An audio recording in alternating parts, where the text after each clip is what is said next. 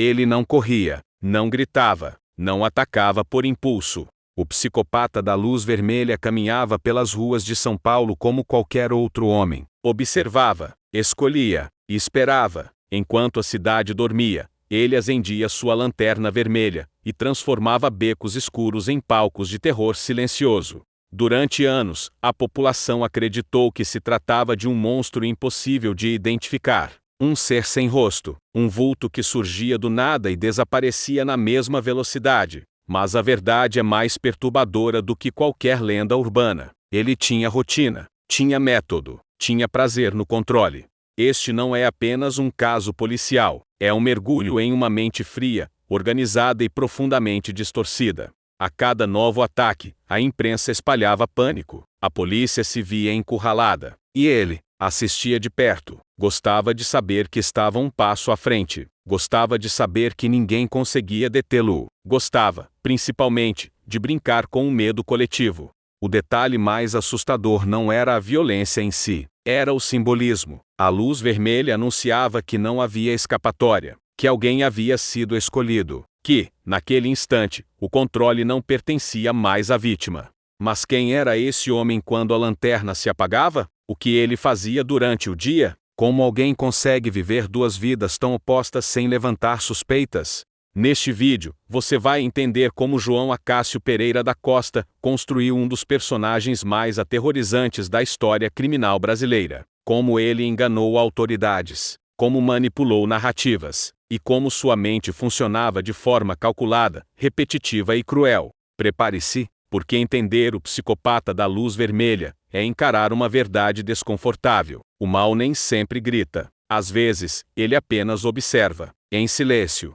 O caso do psicopata da luz vermelha marcou São Paulo de forma definitiva. Entre as décadas de 1960 e 1970, uma sequência de crimes violentos começou a transformar a madrugada da cidade em um território de medo absoluto. Moradores passaram a evitar ruas desertas, portas eram trancadas mais cedo, e qualquer feixe de luz na escuridão despertava pânico imediato. A polícia enfrentava um inimigo diferente. Não havia padrão evidente no início, não havia um suspeito claro.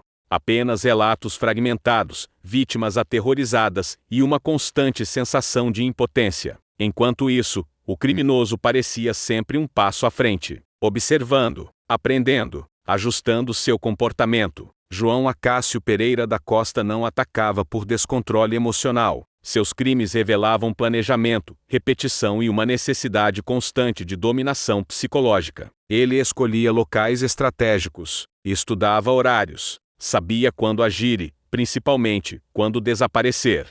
Este vídeo não busca apenas recontar os fatos. Aqui, o objetivo é entender o funcionamento da mente por trás dos ataques, analisar o comportamento, interpretar os padrões e compreender como um homem comum conseguiu se transformar em um símbolo nacional de terror. Ao longo dos próximos capítulos, vamos reconstruir sua trajetória criminosa, desde os primeiros ataques, passando pela escalada de violência, até sua captura e as revelações perturbadoras feitas durante os interrogatórios. Este é um arquivo que nunca foi completamente fechado, e agora, ele será reaberto.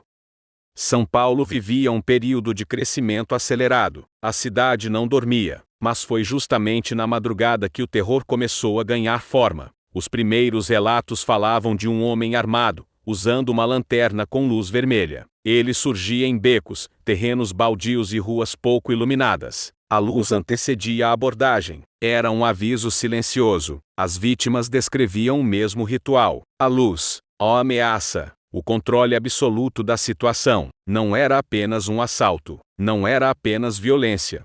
Havia algo mais, algo simbólico, algo que se repetia com precisão inquietante. A imprensa logo criou o nome que entraria para a história: psicopata da luz vermelha. E, com ele, nasceu um medo coletivo. João Acácio não improvisava. Ele escolhia horários específicos, preferia locais onde a fuga fosse fácil, observava a rotina das vítimas antes de agir. A lanterna vermelha não era um detalhe aleatório, era uma ferramenta psicológica. Criava confusão visual, gerava paralisia, anunciava domínio. Seus crimes seguiam um padrão claro: abordagem rápida, controle verbal, violência objetiva e fuga imediata. Ele não permanecia mais do que o necessário. O objetivo não era apenas o ato, era o poder. Cada ataque reforçava sua confiança. Cada crime bem-sucedido alimentava a sensação de superioridade. As autoridades enfrentavam um desafio inédito. As descrições eram vagas, as pistas, escassas.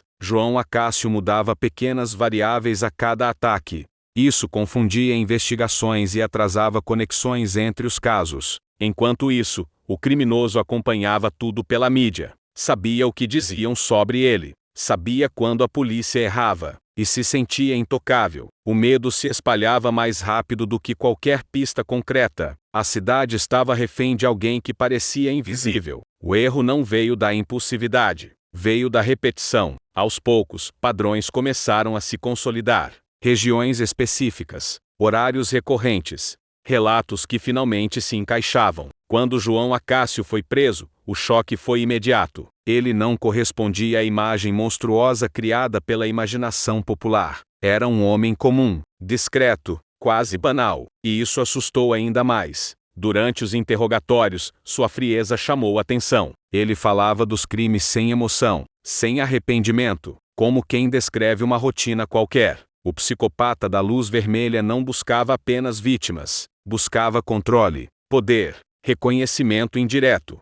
Sua psicopatia se manifestava na ausência total de empatia e na capacidade de compartimentalizar a própria vida. Ele não se via como um monstro, se via como alguém superior, mais inteligente, mais esperto, alguém que enganou uma cidade inteira por anos. O caso deixa uma pergunta inquietante. Quantos outros caminham entre nós, aparentemente comuns, enquanto escondem algo muito mais sombrio? A luz vermelha se apagou, mas o medo que ela causou permanece.